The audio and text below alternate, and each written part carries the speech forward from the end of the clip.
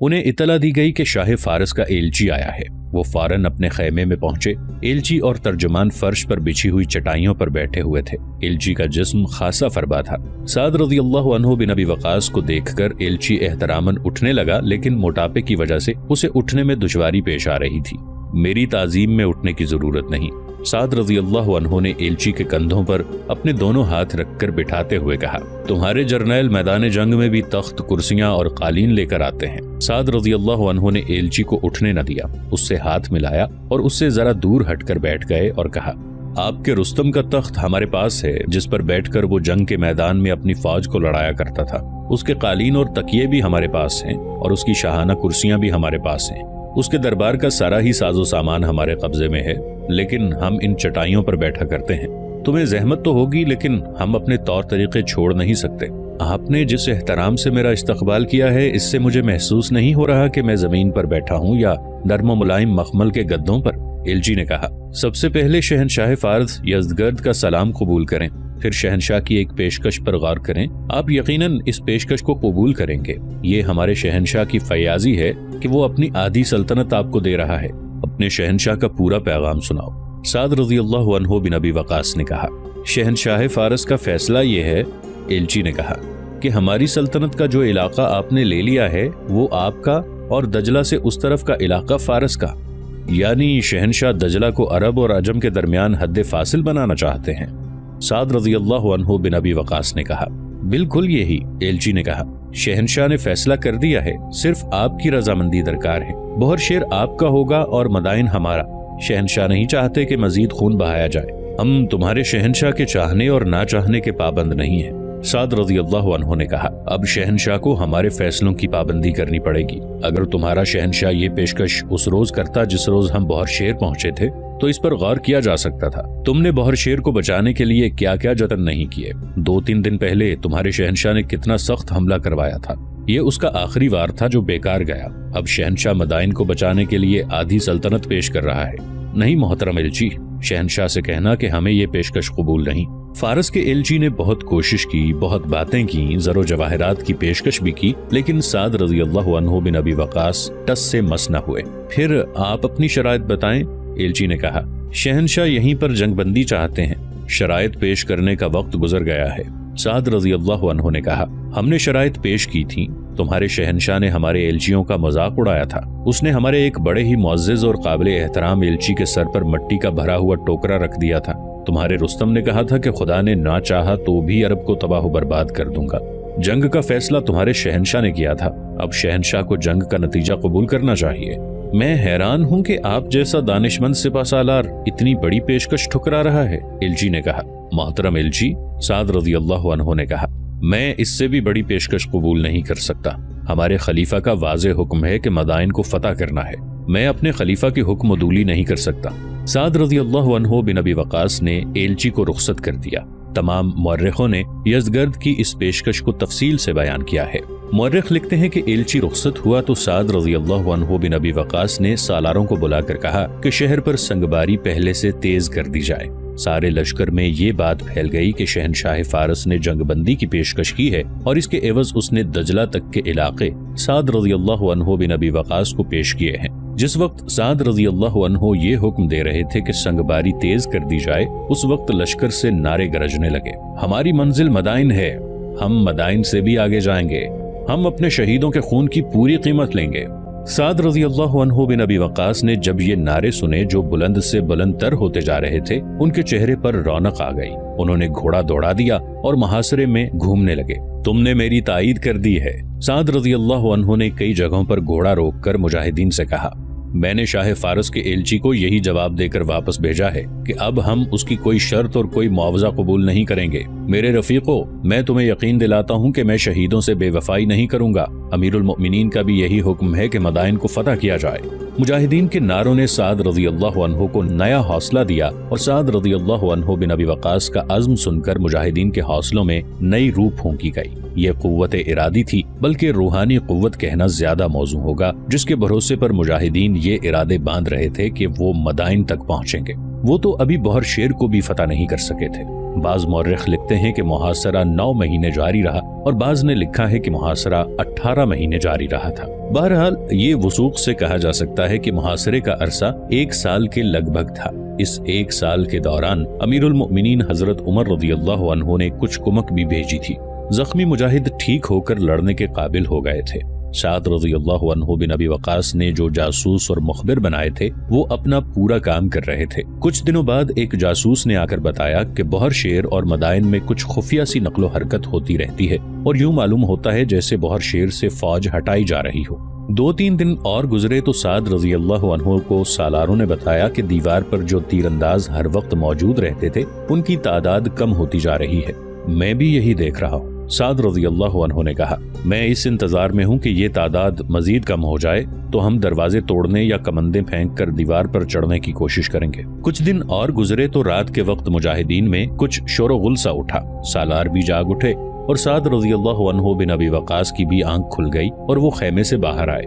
انہوں نے دیکھا کہ دجلہ کی طرف آسمان سرخ ہوا جا رہا تھا۔ اس طرف شہر کی چوڑائی اتنی زیادہ تھی کہ جا کر نہیں دیکھا جا سکتا تھا کہ ادھر کیا ہو رہا ہے۔ سرخ روشنی سے یہ صاف ظاہر ہوتا تھا کہ یہ آگ لگی ہوئی ہے، لیکن یہ معلوم کرنا ممکن نہیں تھا کہ یہ آگ کسی ایک مکان کو یا بہت سے مکانوں کو لگی ہے۔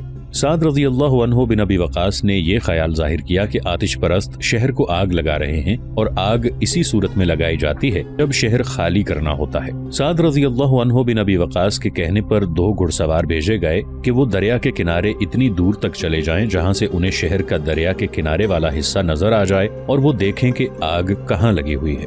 انہوں نے پل جلا ڈالا ہے۔ گھڑ سواروں نے آ کر اپنے سپہ سالار کو بتایا، پورے کا پورا پل جل رہا ہے۔ انہوں نے ہمارے لیے مدائن کا راستہ بند کر دیا ہے۔ سعد رضی اللہ عنہ بن ابی وقاص نے کہا، صبح دیکھیں گے کہ بہر شیر میں کیا رہ گیا ہے، ہو سکتا ہے ہمیں شہر خالی مل جائے۔ صبح طلوع ہوئی تو سب سے پہلے جو تبدیلی بہر شیر میں نظر آئی وہ یہ تھی کہ دیوار پر ایک بھی آدمی نظر نہیں آ رہا تھا۔ سعد رضی اللہ عنہ کے حکم سے ایک جگہ دیوار پر کمند پھینکی گئی اور 3-4 مجاہدین اوپر چلے گئے۔ ان کی حفاظت کے لیے نیچے بہت سے تیر انداز کمانوں میں تیر ڈالے ہوئے کھڑے کر دیے گئے تھے تاکہ اوپر کوئی فارسی کمند اتارنے یا کمند پر چڑھنے والوں پر تیر یا برچھی چلانے لگے تو ان پر تیروں کی بوچھاڑیں پھینکی جا سکے۔ مجاہدین اوپر چلے گئے اور دیوار سے شہر کو دیکھا۔ شہر خالی معلوم ہوتا ہے۔ ایک مجاہد نے بلند آواز سے کہا، یہ دھوکہ بھی ہو سکتا ہے۔ سعد رضی اللہ عنہ بن ابی وقاص نے کہا، نیچے اتر کر دروازہ کھول دو۔ تھوڑی ہی دیر بعد دروازہ کھل گیا۔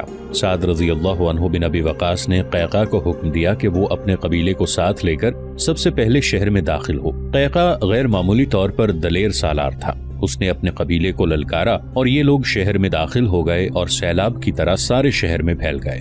انہوں نے شہر کے باقی دروازے بھی کھول دیے اور تمام لشکر شہر میں داخل ہو گیا اور شہر میں پھیل گیا۔ مکانوں کے اندر جا کر دیکھا، تمام گھر خالی تھے۔ ہر گھر میں وہی سامان پڑا تھا جو لوگ اٹھا کر نہیں لے جا سکتے تھے۔ صاف پتہ چلتا تھا کہ وہ قیمتی اشیاء اور مال و دولت اپنے ساتھ لے گئے ہیں۔ سارے شہر میں صرف ایک بوڑھا سا آدمی ملا جو خود ہی باہر آ گیا تھا۔ اسے سعد رضی اللہ عنہ بن ابی وقاص کے سامنے لے جایا گیا۔ تقریباً تمام تاریخوں میں اس معمر آدمی کا ذکر ملتا ہے لیکن اس کا نام کسی نے نہیں لکھا۔ تم اس شہر میں کیوں رہ گئے ہو؟ سعد رضی اللہ عنہ نے اس سے پوچھا، کیا تم بتا سکتے ہو کہ یہ لوگ کہاں اور کیوں چلے گئے؟ یہی بتانے کے لیے میں باہر نکلا ہوں۔ بوڑھے نے عربی زبان میں کہا، میں اگر یہاں رہ بھی گیا تو تمہارا کیا بگاڑ سکتا ہوں؟ سب نے کہا کہ تم بھی چلو، یہاں رہ گئے تو مسلمان تمہیں زندہ نہیں چھوڑیں گے۔ میں نے کہا، میں اب زندہ رہ کر کروں گا بھی کیا؟ اس مکان کو چھوڑتے ہوئے بہت دکھ ہو رہا تھا جو مکان میرے باپ نے بنایا تھا اور جس میں اس نے پوری عمر گزاری تھی۔ میرے 2 جوان بیٹے فارس کی فوج میں گئے تھے، دونوں مارے گئے ہیں۔ میری 2 بیٹیاں نوجوان ہیں، میں نے انہیں مدائن بھیج دیا ہے۔ یہ ایک رواج ہے کہ فاتح مفتوح شہر کی عورتوں کو اپنا مال سمجھ لیتے ہیں۔ میں تمہارے سامنے کھڑا ہوں، قتل کرنا چاہو تو کر دو۔ نہیں میرے بزرگ، سعد رضی اللہ عنہ بن ابی وقاص نے کہا، ہم نہتوں پر، بوڑھوں اور بچوں پر اور عورتوں پر ہاتھ نہیں اٹھایا کرتے، ہم لوٹ مار بھی نہیں کیا کرتے۔ کیا تم دیکھ نہیں رہے کہ میرے آدمی گھروں میں داخل ہو کر خالی ہاتھ واپس آ رہے ہیں؟ جب تک میں نہیں کہوں گا وہ کسی گھر میں کسی بھی چیز کو ہاتھ نہیں لگائیں گے۔ ہمیں بتاؤ کہ یہ شہر کس طرح خالی کیا گیا؟ 2 روز پہلے مدائن سے حکم آیا تھا کہ رات کے وقت شہر خالی کر دیا جائے۔ بوڑھے نے کہا، لوگوں نے 2 راتیں لگا کر شہر خالی کر دیا۔ میں دیکھ رہا تھا کہ لوگ اپنا قیمتی سامان لے جا رہے تھے۔ لوگ چلے گئے تو فوج بھی چلی گئی۔ गुज़श्ता रात मैंने अपनी छत पर जाकर देखा, पुल जल रहा था। ये पुल मेरे बचपन की यादगार था। मैं आहिस्ता आहिस्ता चलता दरिया तक गया। पुल को उस समत तक आग लगी हुई थी और फिर मैंने ये भी देखा कि दरिया के इस किनारे से जो बेशुमार छोटी बड़ी कश्तियां बंधी रहती थीं, वो हमारे फौजी मदाइन की तरफ ले जा रहे थे। क्या अब वहां एक भी कश्ती नहीं? साद रज़ी अल्लाह अन्हु ने पूछा। एक भी नहीं, बूढ़े ने जवाब दिया। दरिया के इस तरफ के किनारे पर तुम्हें दूर दूर तक कोई कश्ती नहीं मिलेगी। तुम सिपा सालार हो, समझ सकते हो कि कश्तियां क्यों ले गए हैं और पुल को क्यों जलाया गया है। दरिया की हालत देख लो। चूंकि यहाँ दरिया तंग है, इसलिए पानी बहुत गहरा है और दरिया की कैफियत सैलाबी है। कोई नामवर तैराक भी दरिया में उतरने की जरूरत नहीं कर सकता। लेकिन मैं आपको ये बता सकता हूँ कि फतह तुम्हारी होगी। वो कैसे? साद रज़ी अल्लाह अन्हु ने पूछा। वो इस तरह कि तुम लूट मार करने नहीं आए। बूढ़े ने कहा, मैं भी ये जानता हूँ कि हमारे शहंशाह ने तुम्हें अपनी आधी सल्तनत पेश की है जो तुमने कबूल नहीं की, लेकिन मैं अपने लश्कर को पार कैसे ले जाऊंगा? साद रज़ी अल्लाह अन्हु ने कहा, ना कोई कश्ती है ना पुल है। क्या तुम दरिया पार करने का कोई और जरिया बता सकते हो? साद रज़ी अल्लाह अन्हु बिन अबी वक़ास उसकी रहनुमाई चाहते थे। उन्होंने बूढ़े से ये भी पूछा कि कोई ऐसी जगह हो जहां दरिया का पाट बहुत चौड़ा हो और गहराई कम हो। बूढ़े को ऐसी किसी जगह का इल्म नहीं था। उसने इतना ही बताया कि बहुत ही दूर दरिया के नीचे की तरफ दरिया 2-3 हिस्सों में बंट जाता है, लेकिन वो जगह बहुत दूर थी। बूढ़े ने यह भी बताया कि वो सारा इलाका दलदली है। साद रज़ी अल्लाह अन्हु बिन अबी वक़ास ने उस बूढ़े को इस हुक्म के साथ पीछे भिजवा दिया कि उसे इज्जत व एहतराम के साथ रखा जाए और उसके साथ मुअज़्ज़ज़ मेहमानों जैसा सलूक किया जाए। साद रज़ी अल्लाह अन्हु बिन अबी वक़ास ने अपने सालारों को बुलाया और उन सबको उस तरफ दीवार के करीब ले गए जिस तरफ दरिया था और सामने वाले किनारे पर मदाइन का शहर था। वहां से उन्होंने मदाइन की शान व शौकत देखी। ये हम पहले बयान कर चुके हैं। अब ये सब सालार मदाइन को करीब से देख रहे थे। इन सालारों में एक सालार ज़र्रार बिन खत्ताब भी थे। वो बड़े इन्हमाक से मदाइन को देख रहे थे। अल्लाहु अकबर! ज़र्रार बिन खत्ताब ने नारा लगाकर कहा, ये किसरा का सफेद कला है जिसका अल्लाह और रसूल सल्लल्लाहु अलैहि वसल्लम ने तुमसे वादा किया था, और यही वो जगह है। साद रज़ी अल्लाह अन्हु ने कहा, जहाँ किसरा परवेज ने रसूलुल्लाह सल्लल्लाहु अलैहि वसल्लम का दावत हक का पैगाम फाड़ कर फेंक दिया था। मेरे रफीको, सोचना यह है कि हम ये दरिया अबूर किस तरह करेंगे। दरिया की कैफियत देखो।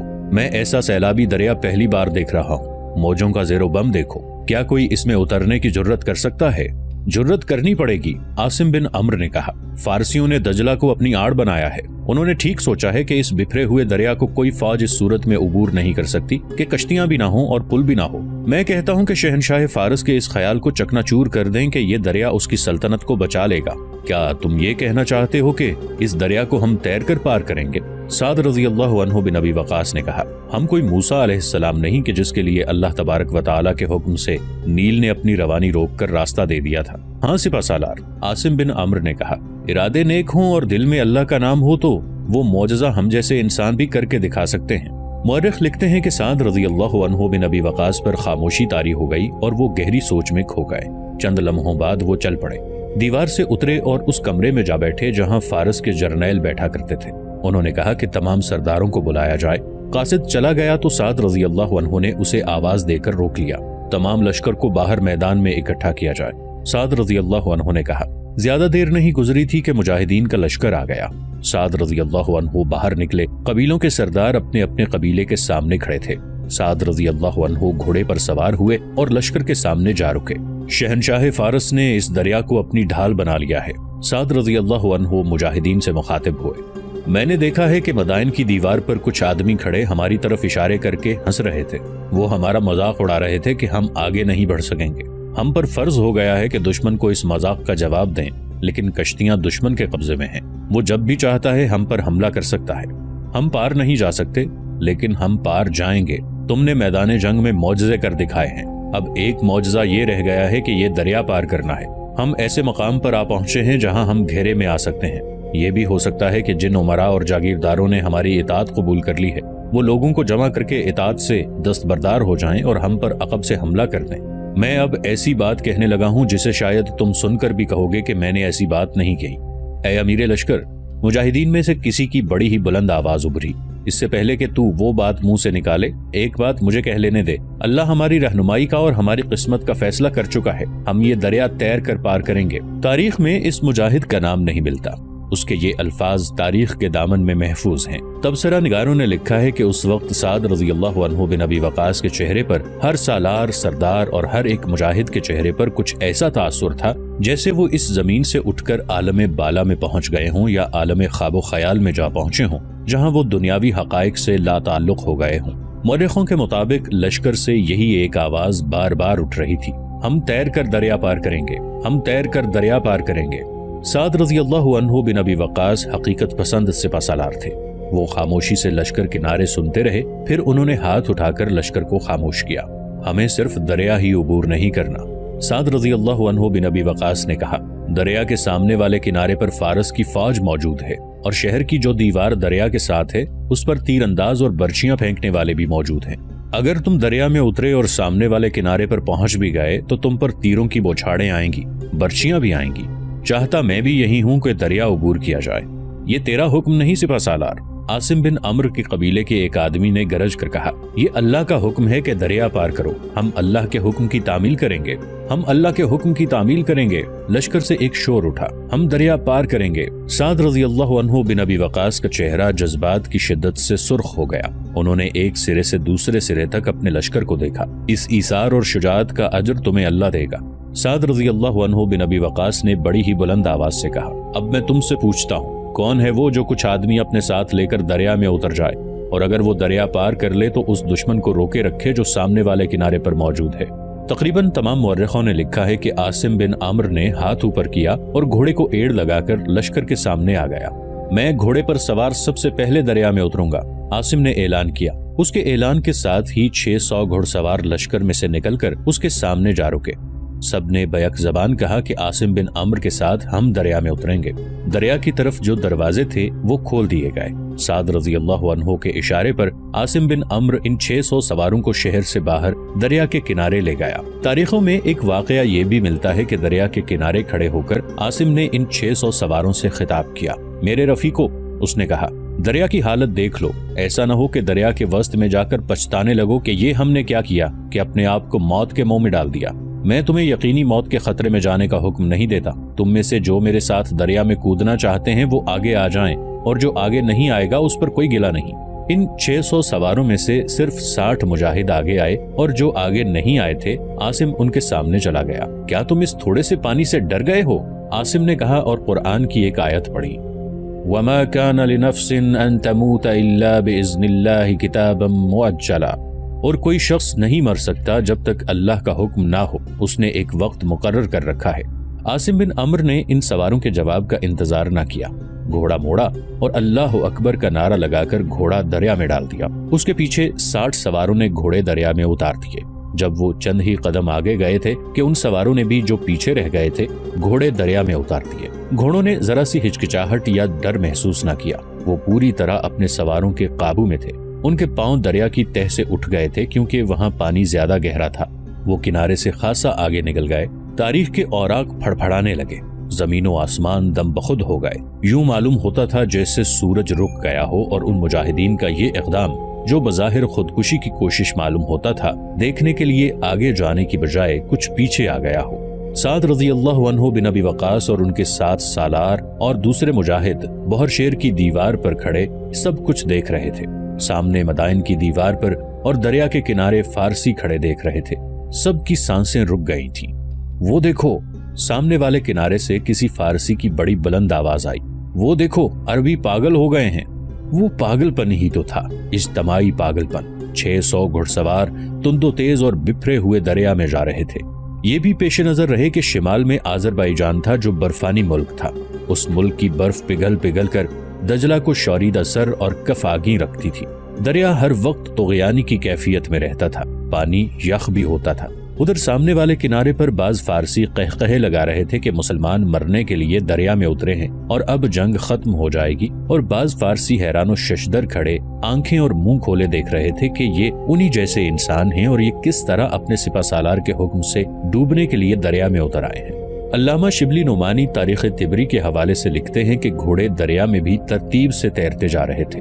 सैलाबी मौजें घोड़ों को ऊपर उठाती और नीचे उतारती थीं। सवार बेखौफ खतर घोड़ों पर बैठे उन्हें काबू में रखे हुए थे। यूं लगता था जैसे ये दरिया उन्हें हुलारे दे रहा हो, लेकिन देखने वालों के लिए ये इज्तमाई खुदकुशी का इक़दाम था। फारस की फौज का जो दस्ता सामने वाले किनारे पर तैयार खड़ा था, उसके साथ एक जर्नैल था।